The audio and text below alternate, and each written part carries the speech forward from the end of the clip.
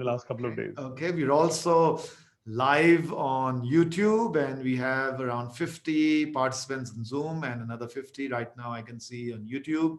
So Hmm. we've got a quorum with us. So another 1 minute and we will start, Naren. Thank you. So I was joking, Naren, with my friends that I am so excited to be doing so many webinars, and it's so exciting to teach online. I'm experimenting. There's a new concept called a light board, Hmm. LIGHT, light and BOARD. So you put that light board in front of your webcam, and you can actually write with a neon pen, and Hmm. you can actually give live simulations. It is absolutely fantastic. So we've got one done at Shulani. We've actually made 50 studios across the campus as we speak. And Amazing. we've also got more than 5 gig of fiber speed in terms of broadband on campus. And we made sure that every node is connected through a UPS because huge amount of power shortages that happen. So amazing stuff happening. I think lots of exciting work. Teachers are very excited. Students are very excited.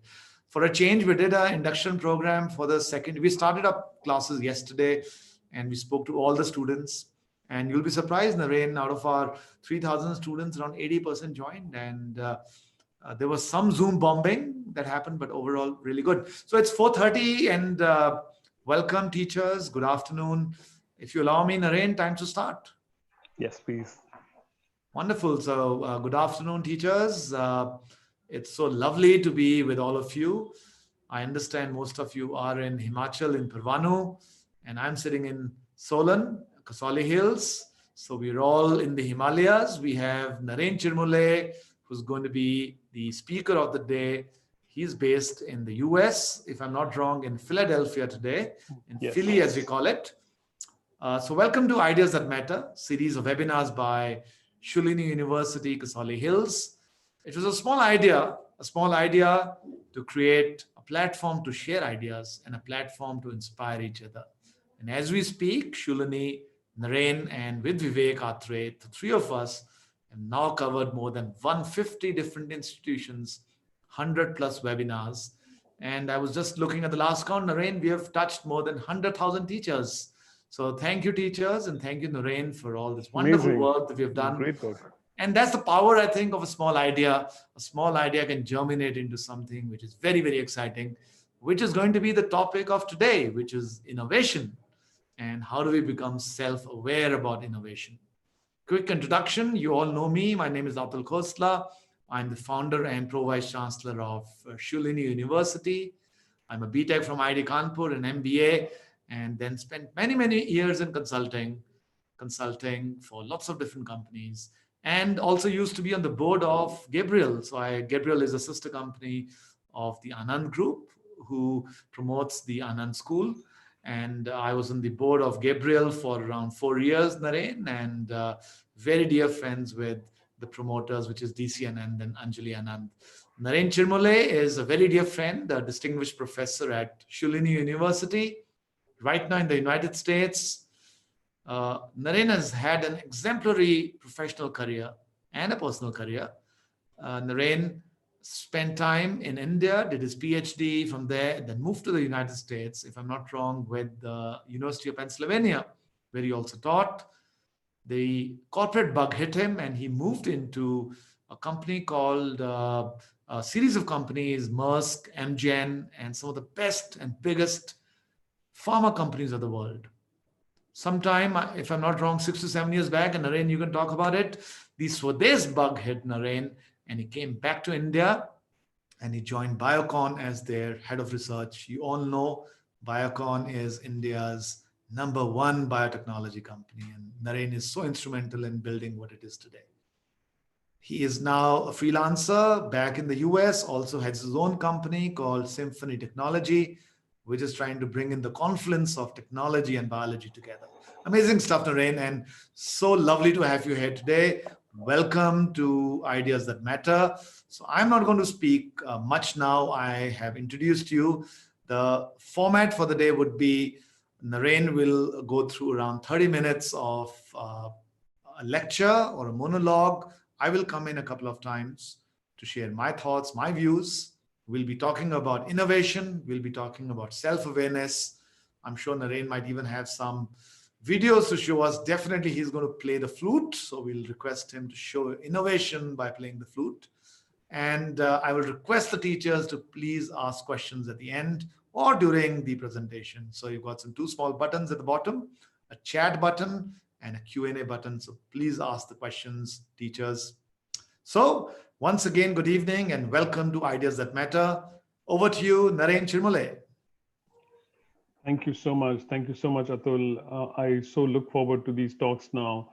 We've been doing so many, as you mentioned, and I'm very inspired by what you are doing in the field of education. I think all the technology that you've put together in Shulini is going to make a difference in how we learn in the future. So let me share my slides now. So over the last 5 years or so, have been doing introspection quite a bit, and I call it my experiments with self-awareness. Quick background about myself. I did my high school in Kendriya Vidyalaya in Lucknow, and then I did my PhD in University of Bombay in 1986. After which I went to the US and worked in many different institutions, including Cornell University, UPenn, and then the various companies that Atul had mentioned. My experience primarily has been in development of biologics and vaccines. So today's COVID vaccines that are being developed, I'm in very close touch with a lot of people who are developing these vaccines. I like to talk about inflection points in careers. And for my own inflection points, there were two, I feel. That one was my decision to do a PhD versus marketing when the time came at 30 years ago. And more recently, my decision to come back to India after working for 30 years. And both decisions have been transforming for me in my own career. I also love music, which we will explore a little bit later. Today, I'm going to talk about innovation, but innovation in the context of self-awareness. And in that context, I like to use the word curiosity. How do you become curious? And that leads to innovation. And so we're going to explore how to become curious. Again, awareness is the state of being conscious about something. And you become aware by observing your surroundings very carefully, doing things mindfully, pausing between activities, spending time with yourself, and then listening. One of the ways we are not used to looking at ourselves. We're not used to acting out and thinking towards ourselves. So this is one of the methodologies I like to use for myself. And while you're all using the chat, it might be useful for us to see what all you do. And I'll give you an activity to do in the chat in a minute. When I look at myself, I look at 4 different areas. First of all, I think what's going on in my own personal self and what am I thinking? What are my points of concern? For example, here I've written, today I'm thinking, what are people doing during the lockdown? And I'm very interested in immunology of COVID, so I'm reading a lot about that. Then if I go a little bit further away from myself, I'm looking at the summer season. The flowers and the trees are blooming in the city. And outdoor restaurants are being very innovative to find ways to serve food outside. What's happening in the country? Governments are giving a lot of grants for doing innovation, and there are a lot of opportunities to do very new things for society. And volunteering and philanthropy has increased dramatically. In the world, more than 25,000 papers have been published on COVID itself, and all of these are available for free. Black Lives Matter, and there are challenges in coming back to school. So all of this process allows me to clarify a lot of things that are intermixed in my brain by putting them in separate categories. Innovations I'm going to talk about. So let's talk about, let's look at some innovations that are happening just because COVID has come up. The whole process of going to a doctor, getting your health monitored is now being digitized. You can measure breathing rates, heart rates, temperature, action. All of these can be done through your iPhone or phones, and your health checkup can be done. So this is very innovative methodologies that are increasing. Food delivery systems.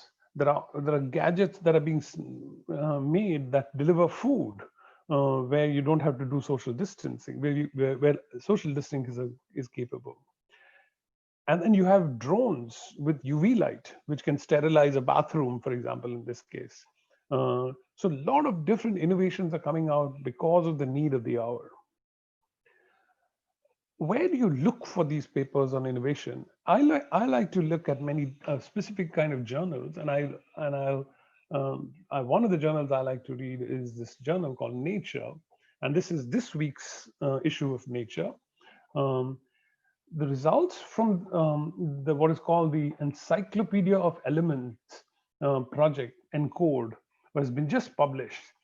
9 articles that examine the most comprehensive catalog yet of the candidate functional elements of the human and mouse genomes have been published. Remember, in 2000, the whole genome was published, but we are still understanding how the how genome works. And so here, this paper is published. I liked it because you can see the obvious ohm that has appeared from the sequence analysis. All right, so let's move to innovation itself. What is innovation?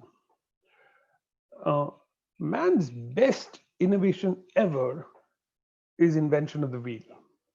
It is so good that we have a term saying, please don't reinvent the wheel.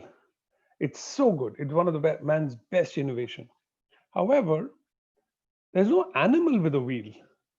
So it's a fantastic innovation, but evolution doesn't think so. There is no animal, and so with a wheel you can't climb stairs easily.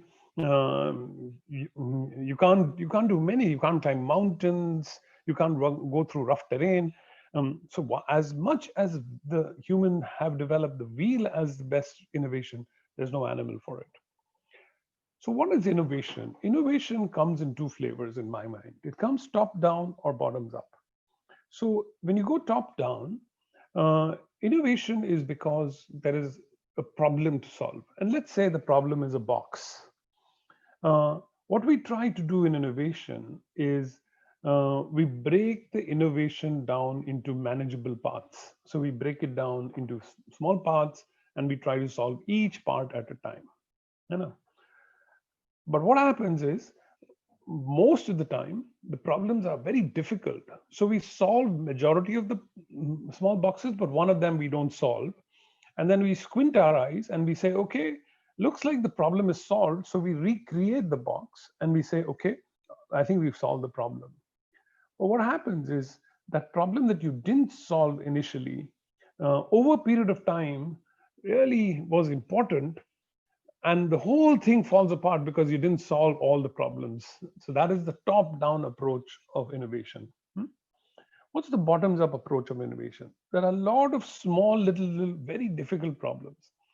The way you work on the bottoms up is you solve one problem, and then that problem solve the problem fully, and then that solution lasts a long time. So let's take an example of the top and bottom.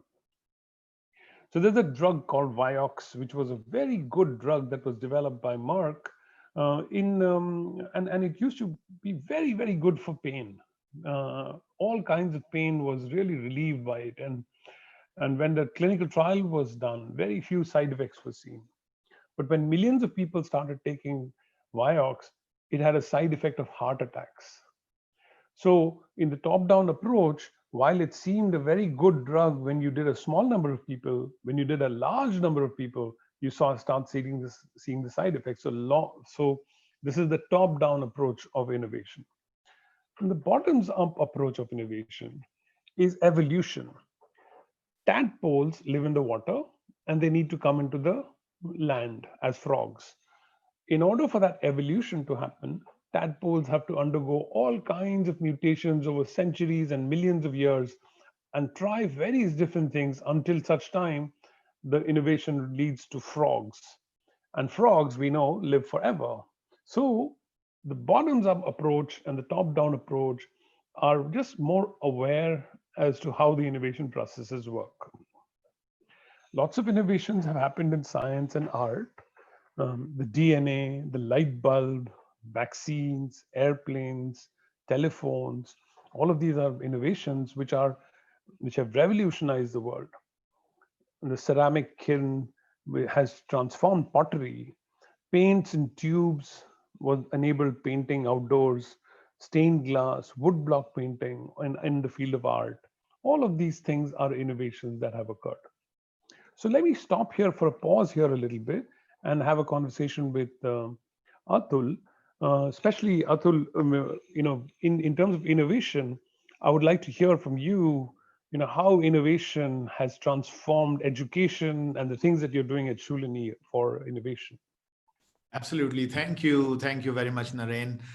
I think before I get into the topic of education and innovation, I'd like to build my case over here why innovation is so important in today's world. Why you as teachers need to teach innovation to our students, innovation and creativity, and why students need to be on the cutting edge of innovation and creativity. So let's go back 3,000 years or 2,500 years, Naren. Let's go back to the times of Alexander the Great. You all know about Alexander. And let me ask you a question. How did Alexander fight his battles? Second, what do you think, Naren? What instruments did he use? What weapons did Alexander use to fight his battles? Swords and bows and arrows. Bows and arrows and spears, right? Okay. Now let's come 2,000 years ahead. So Alexander happened approximately 325 BC. Let's come to Ashoka. Ashoka is around the same time, fought battles with the same tools. Now let's come to Akbar. So Akbar is around 1600 AD. So that's 2,000 years after Alexander. So how did Akbar fight his battles, Naren? What are the weapons he used? Swords and knives. Swords and knives and bows and arrows and spears. So friends, I'm trying to say over here that 2,000 years between Alexander and Akbar, and nothing much had changed. Of course, our weapons were slightly better, the metals were better, but the modality was still the same. Then something amazing happened. There was industrial revolution that struck the world, and it changed the way people lived. So the industrial revolution started hitting in the late 17th century, as you know, Naren, and it went on till the 18th, 19th, 20th century even. And every 100 years there was a change. Automotives came in, computers came in, etc. And there was major evolution of the human race. And then suddenly something happened around 20, 30, 40 years back, and that is the digital revolution. The digital revolution is increasing the pace of innovation. So what took 2,000 years earlier took 400 years for the time of industrial revolution, for the next wave to get evolved. And it's now taking 10 years for the next wave. So think about it. Everything will change in 10 years. Did you ever think you'll ever have a wonderful machine like this in your hand, even 15 years back or 10 years back? What is this machine? Is it a computer, Naren? Yes, it is. Is it a camera? Is it a video camera? Is it a television? Is it a gaming device?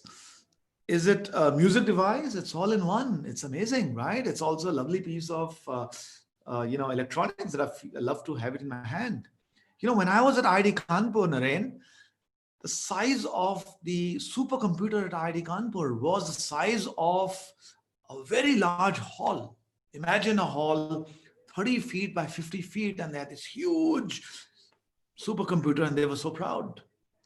You know, the processing power of this iPhone today, Naren, is bigger and better than that huge supercomputer. And that's what innovation does. So the point I'm trying to leave over here, friends, students, teachers, is you will have to start learning innovation. You'll have to start thinking innovation, and you'll have to start thinking about creating new things, because if you don't, you will become a doer. And doers are like chaprasis, right? And none of us want to become a doer. We want to become the CEO. We want to become the principal. We all want to become the leader. And leaders are innovators. So I'm going to sort of leave over here my thoughts. I'll come to innovation in education towards the end, Naren. But my point really is creativity and innovation are changing the world. And what used to earlier take 300, 150 years is now happening in 6 months. One last thought, Naren. I change syllabus every 6 months.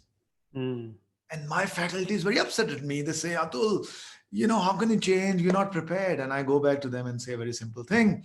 How often do you change your cell phone? Every 1 year, sir. How often do you upgrade your iOS or operating system? Every 3 months, sir. So if iPhone is changing the operating system every 1 year or every 6 months, friends, you will have to change your learning cycles too. There's no point learning about iOS 3 when iOS 14 is in vogue. So we have to learn iOS 14. So I'll talk about different types of skills in today's world going ahead, but those are my initial thoughts, and over to you, Naren. Thank you. Thank you. Very, very important thoughts. So let's do the exercise on chat while I'm speaking. And if you can multitask, you can put on the chat innovative things that you have seen in your life, or what have you experienced. जैसे अतुल बोल रहे थे कि phone is an innovative thing. What are the innovative things that you have seen in your experience? Okay, let's put that on the chat, and we'll review that later on. So how does one get interested? How does one get curious? Um, curiosity comes from your own experiences. So one of my friend suddenly started having this disease. His arms and legs didn't stop working, and he couldn't lift his own hand, he couldn't lift his own legs, and he was a very good friend of mine. So I was trying to understand what he and his family also were trying to understand what was going on. And when they went to the doctor, they discovered that he has a disease called motor neuron disease. And motor neuron disease is one of the diseases where your nervous system doesn't work and your body starts working. One of the most famous persons with that kind of disease is Stephen Hawkins. And Stephen Hawkins is a very famous scientist who has done a lot of work in his own area, but he's also an inspirational person. So motor neuron disease is caused by a mutation in a gene, which is called C9orf72. And most of you would have done some, what is DNA, and what is a chromosome. On chromosome 9, there is a small portion in the 72nd position where this gene is present. So when this gene is mutated, the nerve fiber doesn't act properly, and therefore you get this disease. Now this C9orf72 gene, very interesting experiment was published where it was associated with gut microbiota, gut bacteria. So what the experiment was that they took normal mice and they gave these mice had these bacteria which cause disease. there are some good bacteria and some bad bacteria. So the good bacteria shown in blue, bad bacteria shown in red. Hmm? So if you give normal mice either good or bad bacteria, they don't get this motor neuron disease. Now, in a mouse that in which that C9orf72 gene has been deleted, which I told you earlier was associated with this disease, with the good bacteria, they don't get the disease. But when they get the bad bacteria, they get the disease. So what is this telling you? This is telling us that it is not just the mutation that causes the disease, but the disease has to be associated with bacteria. Now, how does this is innovative work, right? So why and my interest and my curiosity of understanding motor neuron disease is not just random thought. It is because my friend has the disease and I also want to understand what happens in the disease. So that's how curiosity works. Lots of fantastic things are happening around the world. In your classes, you would have already heard about the 4 nucleotides, A, C, T, and G. There are 2 more nucleotides that have been chemically created called X and Y. And a first bacteria with 6 DNA nucleotides has been made. So we are transforming how we understand very, very basic biology. Data storage. We know that hard disks and flash drives can store a lot of data, and the speed at which they are stored and the size of things that they store are increasing dramatically. But did you know that the new technology will use DNA to store data? And if DNA, which stores our own genetic data, can store computer data, it will transform the way data is stored and retrieved. And look at the scale at which, whether its ability to read, how to retain it, its power usage, and the data density that it has is dramatically different from anything that we can physically make. And this is a reality. This is not a hypothetical thing. People actually have done this and have published work in these journals. I can give you lots of examples of innovation. You know a little bit about, you've heard about virtual reality. You heard about the black hole being photographed. You heard of, maybe you can see bionic eyes where you can make artificial eyes which will allow blind people to see. The quantum computer is coming, which is much faster than the current computer. And then 5G electronics is going to transform our world as we know it in the future. So a lot of innovation is coming down the road. So all of this innovation starts from the fact that you have to be curious. Curiosity will increase your learning and your accomplishments for your higher education. It will lead to more exploration. It'll enable you to think deeply. It'll help you to make rational decisions and be more creative. And it'll result in fewer errors and more trusting and collaborative relationships. You remember that movie, Three Idiots, when that scene, when he talks about what is a machine. So this character in Three Idiots that is played by Amir Khan, it was a very curious character. So that's why the innovation really happened a lot.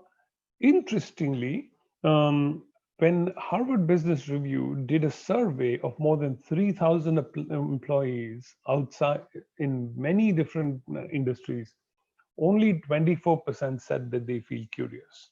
So we don't know why this is the case, but curiosity people are losing the ability to be curious. So as children and who are going to school right now, cultivate the habit of being curious. Just another example, 2 more examples I will give you of fantastic innovations that are coming up, right? Imagine shouting at an animal and telling from the returning echo what that animal will be without seeing the animal. A team of scientists have pulled off what is called a photographic trick. They tease out the 3D image of the scene by taking the reflections. This is called temporal imaging. And let me show you the picture. So it is transforming how photographs will be taken in the future. You'll just talk, and based on the sound, some photograph will happen. This doesn't seem real today, but the first generations of these cameras have already started.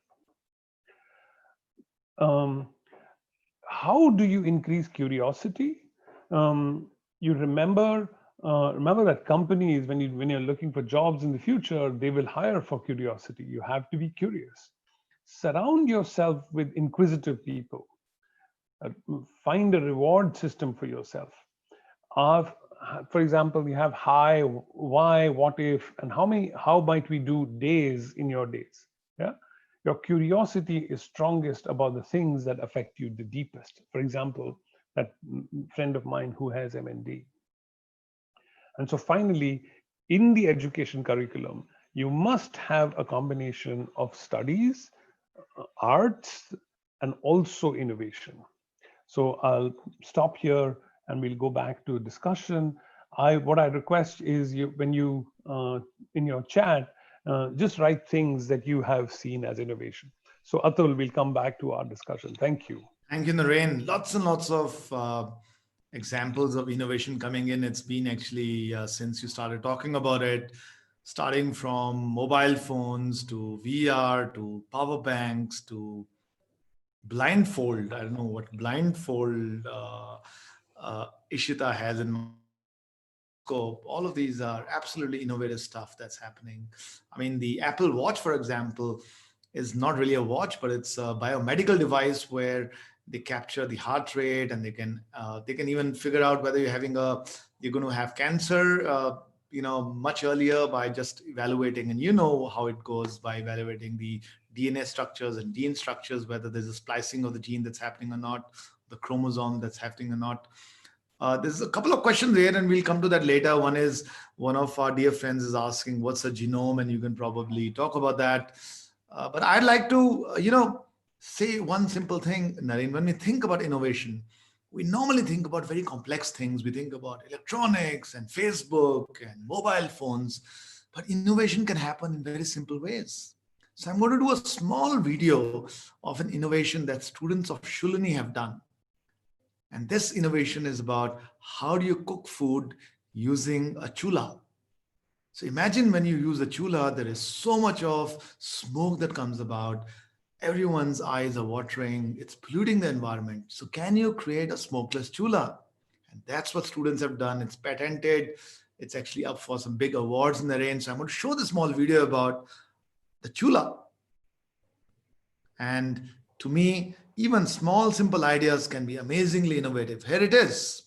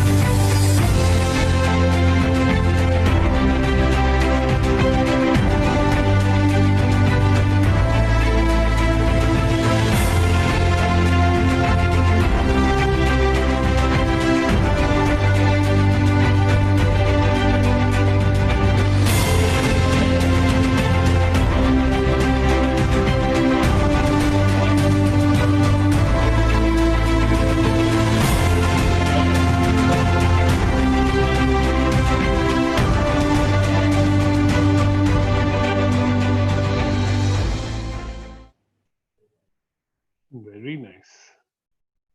And I think that's the power of the human mind, Naren. When we say we have to solve something, now this is something, it's actually chemistry in there. I was told by my scientists and my students that when wood burns at 400 degrees Celsius and above, it doesn't, it becomes smokeless. There's some chemical reaction that happens, so carbon dioxide and carbon monoxide don't really happen. And that's what this smokeless chula does. It can change the way the farmers and the villagers cook food, because many of them are still not onto gas and other forms of cooking. It's much more efficient, and of course so much more beneficial for health.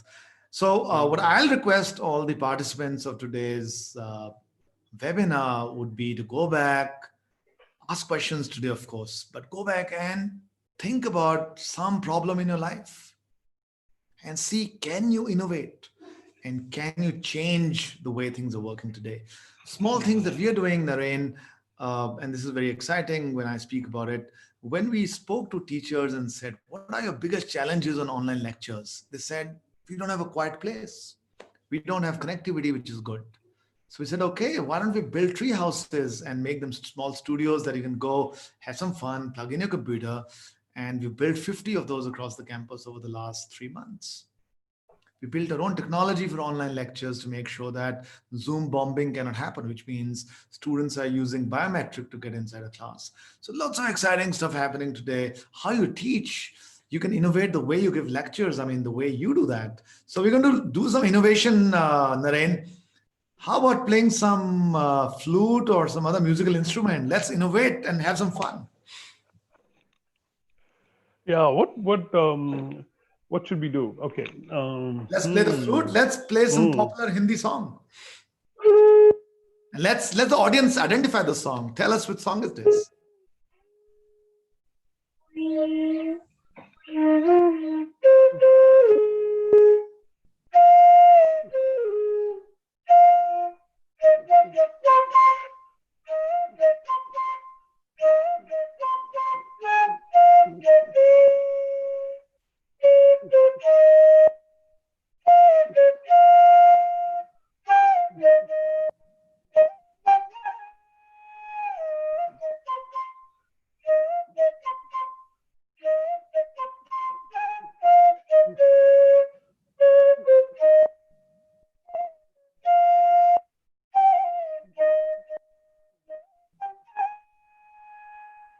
I see a lot of people recognize the song. Wonderful. So amazing. But, what makes you, and you paint also quite a bit, Naren. I mean, you're a painter, you're a musician, and you're a scientist. How important is these softer things when it comes to success? I've learned for myself over the years that it is both the left and right brain that needs to be developed simultaneously. It's not just the studying part and not just the science part, but the art part, and you have to live a whole life. You have two sides of your brain. You have to develop both sides of your brain, and then they combine and they create magic. So similarly, even in my new venture that I'm trying to do, we are also exploring engineering and biology, which also just within the sciences are two different fields. And so exploring that space in between is so fascinating. So that's why I'm really fascinated with trying to do both of these things. But I know, Atul, you have a lot to say about the left and right brain. I think I'm reminded of a very beautiful incident. The ex Prime Minister of Poland, Petrowski, who was also a great piano player, ended up in an amazing incident, and I was reading about it. So the very big concert was about to start, and the minimum age of kids getting inside the concert was 12 years. But here was a woman who was very keen that she watches the concert, and she had a 6-year-old kid with her. And this is a true incident, Naren. So she somehow smuggled the kid inside the auditorium where the concert was happening, where this very famous musician was going to play the piano. So she met a friend of hers who was sitting 5 rows ahead. She told her son, please sit over here, don't move. But kids are kids. And this kid slid into the green room and then into the stage.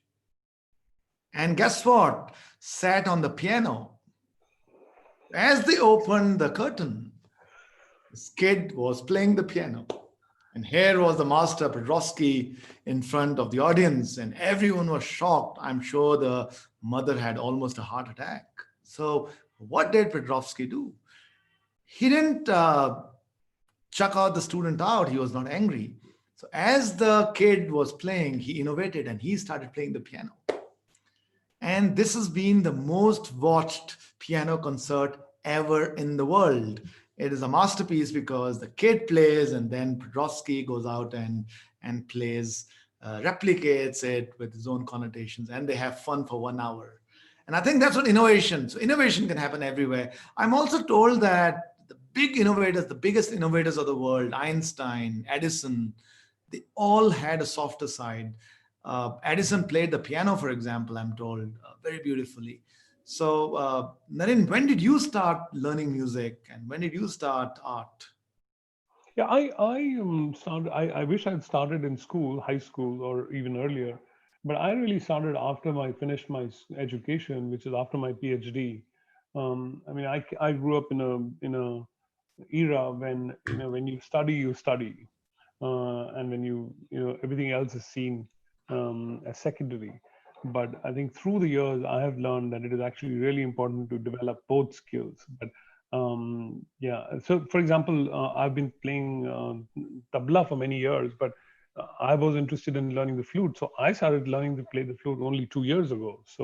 Wow. Um, so I still learn. I still learn. And it But obviously, helps your science? Does it help you in science? absolutely, absolutely. I mean, I can't say any tangible way, but I just feel more pleasure when I play the flute, and when you're happy, obviously you'll absorb much more. And so I learn flute on Skype, from Wow. Aditya Sutar, who's my guru. And he teaches from Sangli, in a small place in Maharashtra, and I'm learning online.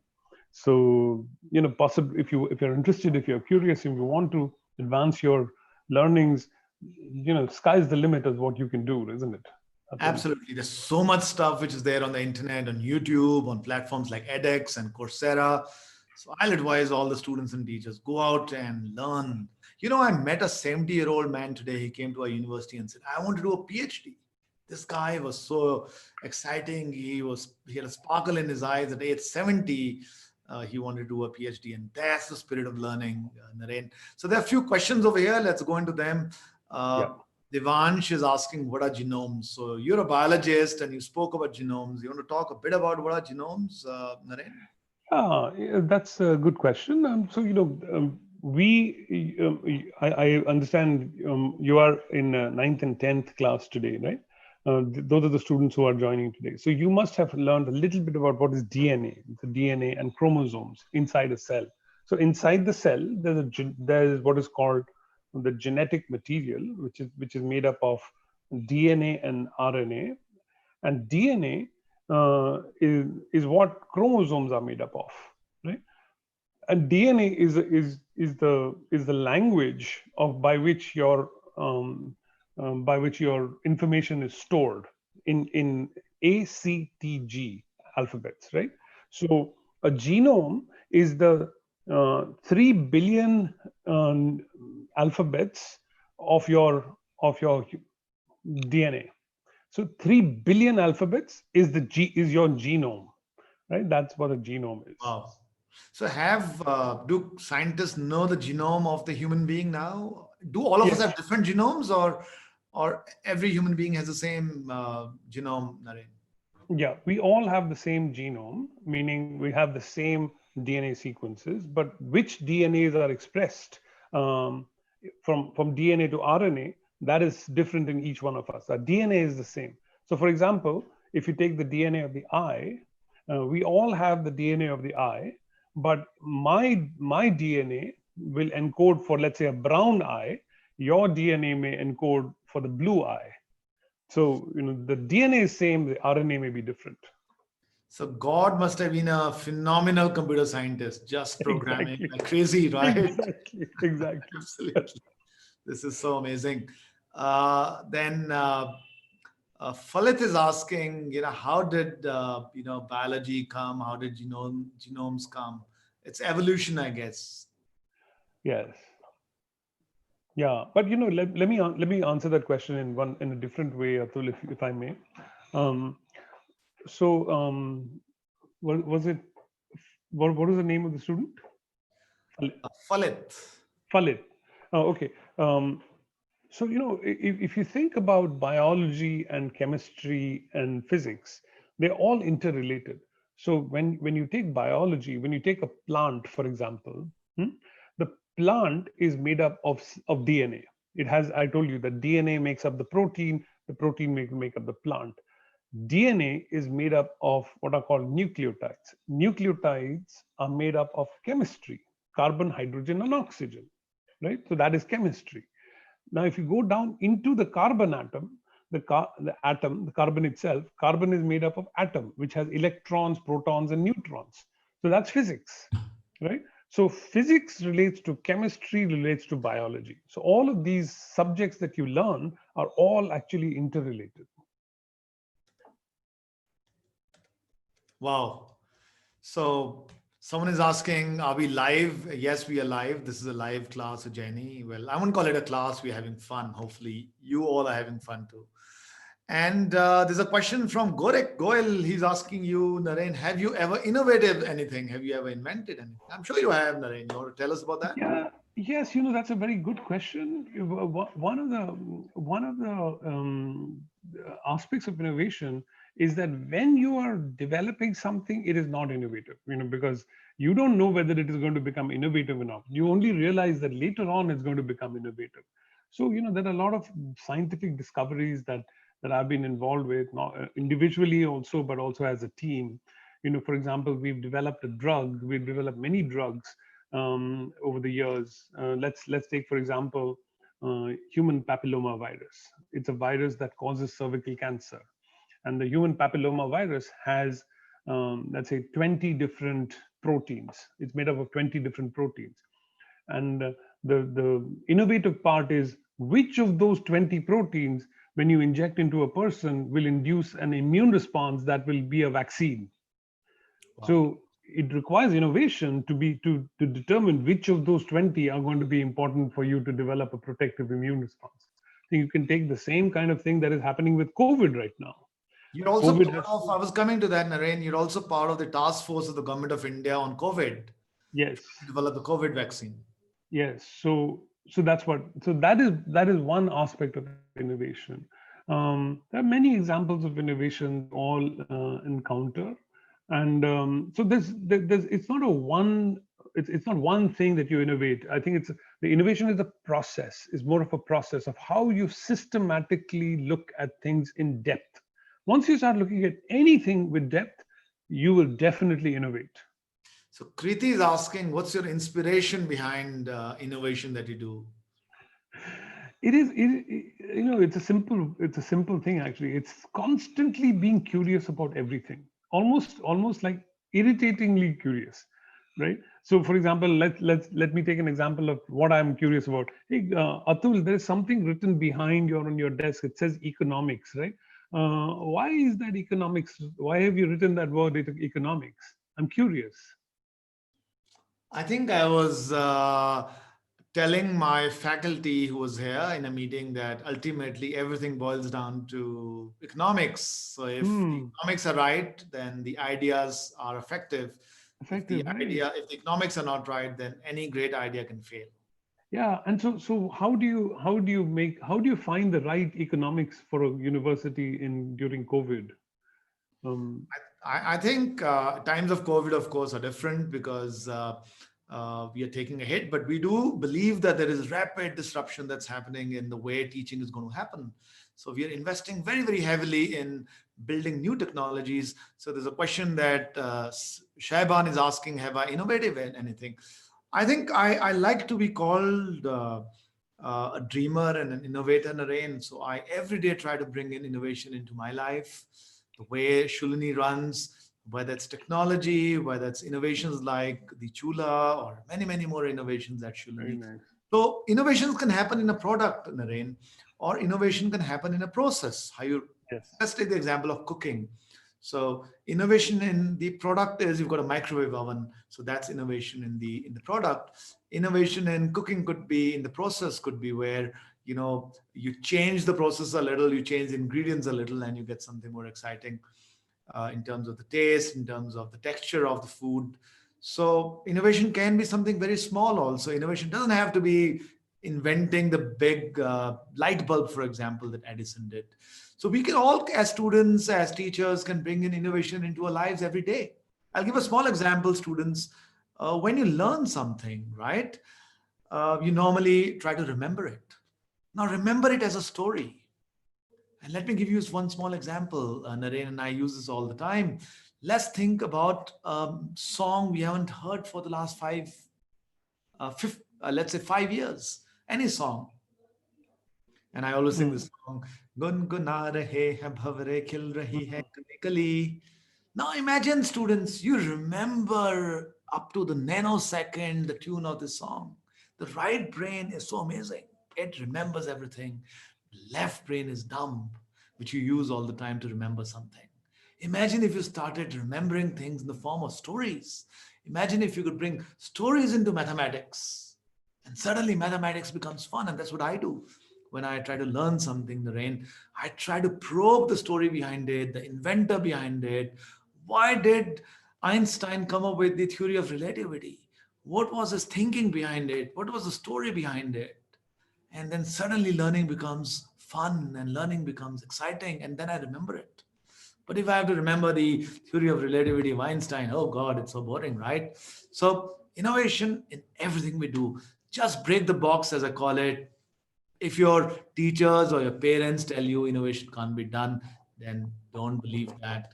Please bring innovation in everything you do, because that's what human beings are and that's why we exist. So Atul, if I can, maybe we can read some of the innovations that some of them have written. I think they're really fascinating ones. So there were lots of Um, innovations that people wrote. I'll go back. I think people spoke about mics, they spoke about chargers, power cables, Amazon, Bluetooth headphones, mic speakers, Google Chrome, online games, lenses, gadgets, VR sets, nightlight, artificial skeletons. Wow. IT, upgradation of weapons. So Shrikant is into that. Fighting jets made for the army, artificial brains, robots, satellites, vehicles, WhatsApp, yeah, and Ria has written transplantation of transplantation of organs. organs. That is amazing. Very, Wow, very good thinking. amazing stuff, right? I think, and Yeah, very no, light. very well done. Very well done. This is so. Yeah, I think we just have to think outside the box and keep writing and keep experimenting. And yes, what Kriti is saying, it's all about curiosity, which Naren also said, and creativity. So curiosity and creativity can really change the world. And I think as teachers, as students, let's go and make it happen. So your inspiration, Naren, did you answer that question or I missed that?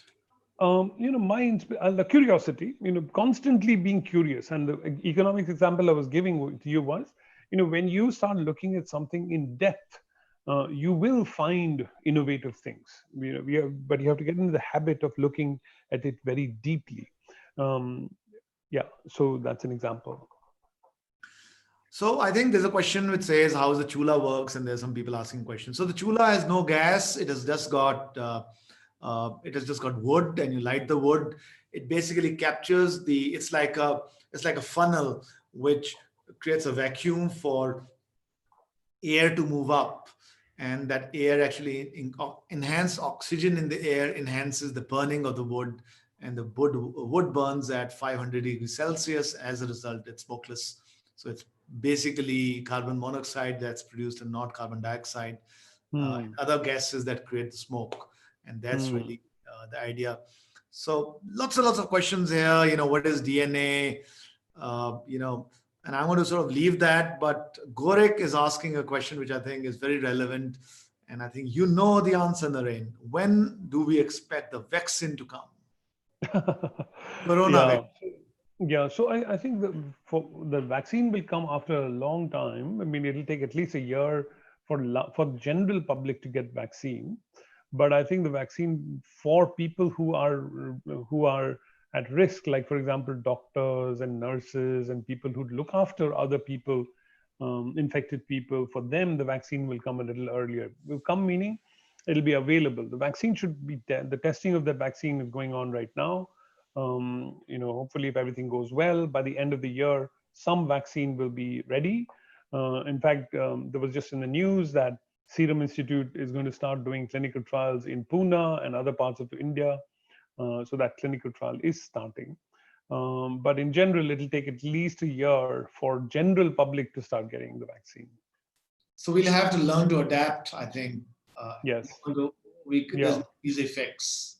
Yeah. So there was one very interesting study that was published recently, which shows that the use of masks effectively can be as good as a vaccine. So what does the vaccine do? The vaccine prevents you from getting infected. That's what it does, right? But the mask does the same thing. So if you wear a mask correctly and try to keep your social distance and use common sense, I think you can prevent infection also. Yeah, it's important, and I think it's really spreading. Even our home minister now has corona, and Amitabh Bachchan got it. So get it. So it is, one Pratham is asking a question: what is Atul sir? What is your inspiration? So I have two people whom I'm really inspired by, Naren. One is Steve Jobs, and one is Mahatma Gandhi. Mahatma Gandhi, because he had the ability to think very simple. He never thought complex things. He thought simple. Let's create salt and engage people. And he had an amazing conversational speaking style. So I just love Mahatma Gandhi for that. It's just simple innovation around truths. So he brought truths to everyone, and he got independence for India. And my second inspiration is Steve Jobs.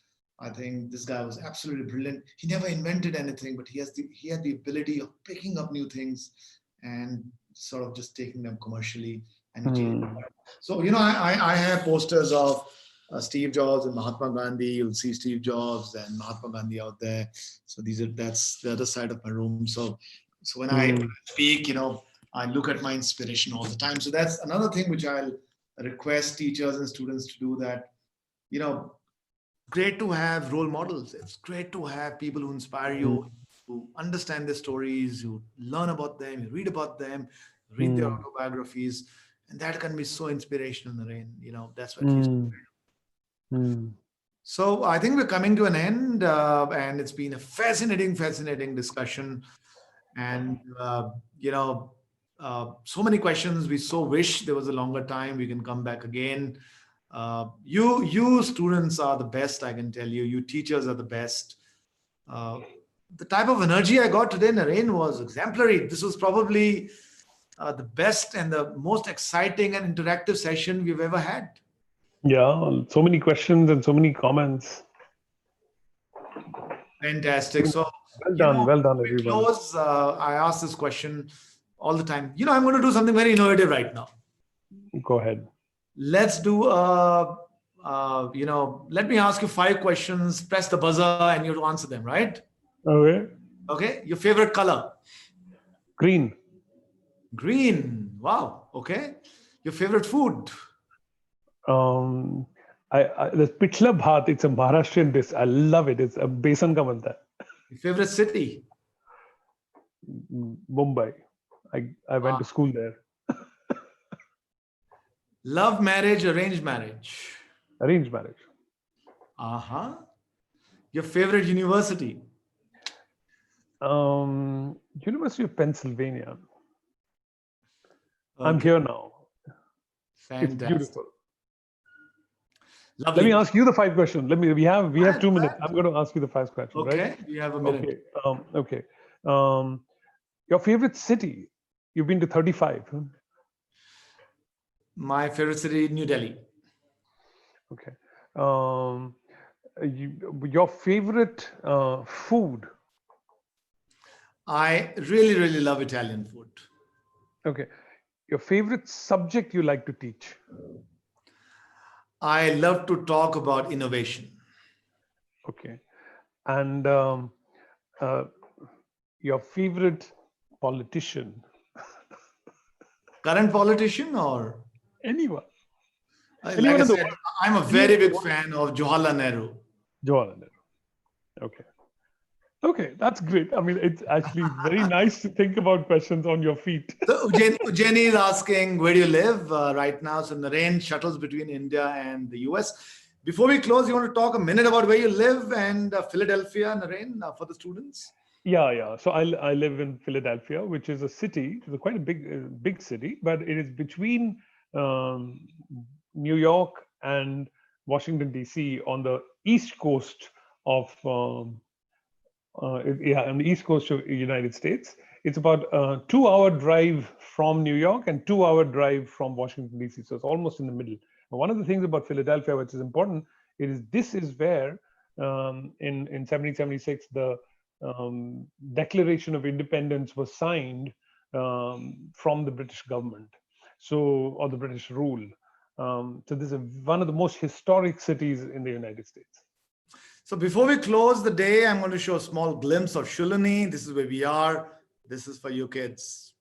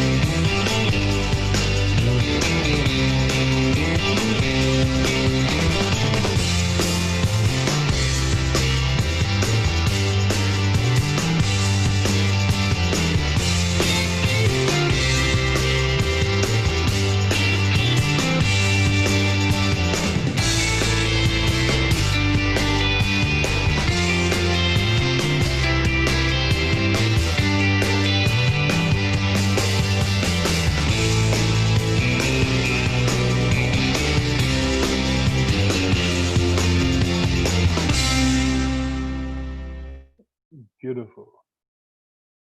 So thank you, students. Absolutely amazing talking to you. Be safe. Don't go out. Corona is everywhere. That is my last thought. And don't worry, be happy. Don't be stressed. You are an amazing set of teachers and students. Thank you very much. Last words, Naren, and we'll close. Thank you very much. This has always been inspiration. This group of students and teachers were absolutely beautiful. Be curious. Fantastic. Yeah, absolutely. Be curious, be creative. Have a great day. Bye-bye. Thank you, Naren. You are always so inspirational. Take care.